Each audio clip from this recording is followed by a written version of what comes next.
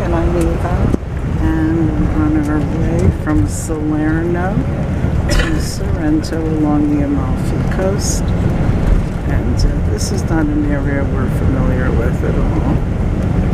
And so it's very interesting. Okay, every time we travel, we look going to old places we're familiar with and new places we've never been. Just turns out that Amalfi was off limits to us today because there's some kind of industry event. So we had to sail into the Salerno port, and then all of our tours are from Salerno. So we get to see new things, which turn lemons into lemonade.